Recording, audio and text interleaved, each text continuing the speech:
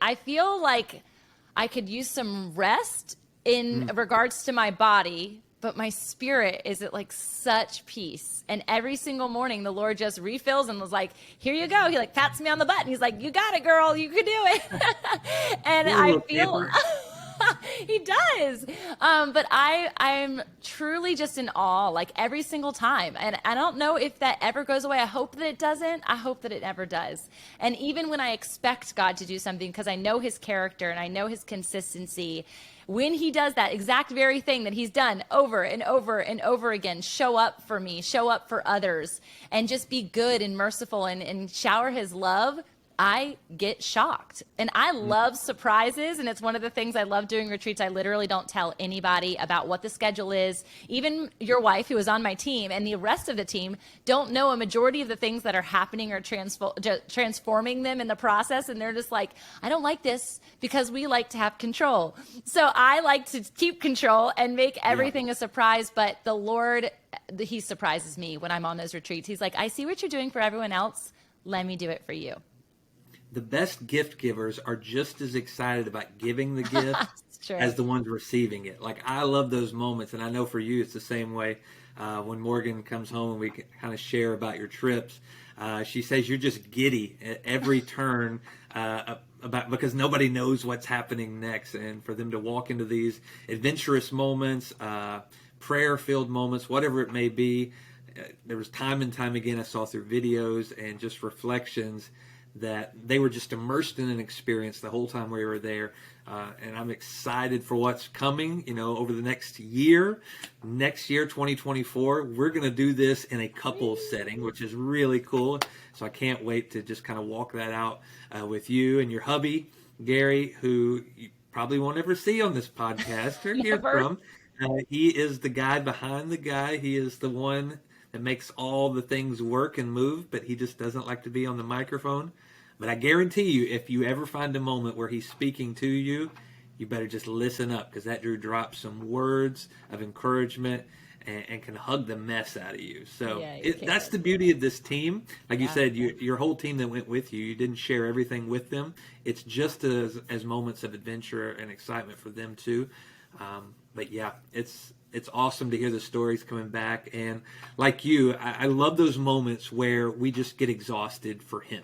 Like when he takes our yes, and during the moment we're just, like when we get done, we're tired physically, but you feel like you stole something from somebody. Like you feel like you went to believe. I do this often, to be a blessing to somebody, yet you feel like you were blessed above and beyond everybody else. And I think that's the true space of being a servant, of doing what God's called you to do. He wants to bless you, and he wants to bless others, and you'll be blessed through that.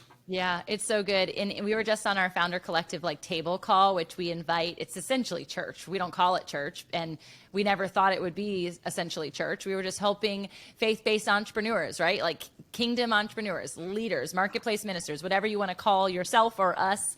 And one of them said that TD Jakes himself had said, I don't even know what time zone I'm in.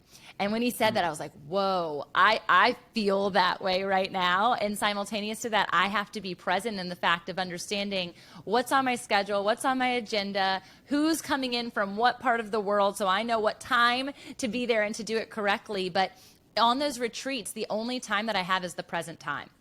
And that release of control is where I get to hear from the Lord in such a dynamic way, and I get to see him move in such a dynamic way and be used in that moment. And I don't even know, Anthony, if that's biblical. I hear people say that all the time. God, use me.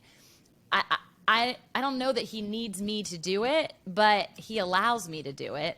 And so that's just like this podcast, and the fact that you said that everybody here is launching. You're going to watch all these people launch. That's because none of us have made it anywhere. Don't care how long you've been a pastor. Don't care how much money you have in your bank account. Don't care how many employees you have. We're here to just be vessels and stewards of what it is that God's given us. And it's pretty special to see how it's unfolding. Yeah. Jay always talks about this. I hate that he's not here, because he said, I don't think that terminology, which the church has used a lot about God, use me. He said, but what do you do with something that you use when it's all used up? You toss it away and you move on. And I don't think that's the heart of God. I think it is through us And that requires our yes and our no. It requires us to say yes and go when he tells us to go and move so he can do something through us. But it's never this moment of like he's trying to squeeze every bit he can out of us until we're done and then he moves on to the next person. It's always the invitation to be a part of what he's doing. Well, So I think that's that used makes vessel us so inanimate. Yeah, true. It does. It really does. And that's why I always feel uncomfortable when I say it because I'm like, that just doesn't sound right. I need to find the biblical reference for that. Yeah. But I get the vessel. I understand too that like being a vessel doesn't necessarily always mean that you're full, but it always means that you are purified and you don't have like the same friction. There's that alignment, there's that flow, right? So if we think about an actual funnel, you're pouring oil through it. There's no oil left inside of the funnel when you're pouring oil through it, but the sides are ready and raw for whatever else is coming through the Lord to be able to go exactly into the direction in which you've pointed it. And that's that intentionality of where are you pointing the alignment? Where are you pointing the flow in your life? What is it going to? And then what are you receiving from? And I think that's where conversations of music and conversations of coaches and podcasts and books, it's like, what are you being fed? What's flowing to you? And if it's not Christ, there's some real adjustment and real alignment that has to take place. And it's not always easy because we do think that we need to hear from the world in order to live in the world, which is not always the case. Maybe the difference between use and through is obedience and disobedience. If we're being obedient, he's working through us. But if you think about Moses, when he told him, and we come back to this a lot, it's just where I'm at in my life, is speaking to the rock versus tapping the rock. When he told him to speak to the rock and he didn't, he still worked in that moment, but usefulness of Moses was coming to an end. So at that point, he was used. And I think it was because of his disobedience. So I think it's more of the call on us to be obedient, to walk with him, to follow him. If you think about Judas, he was being used, or he was working through him, but the moment that he rejected him and went, he was being used. Yeah. And I think that may be the piece of it. He used Pharaoh. He hardened his heart. He used that. He will use something that's not working with him.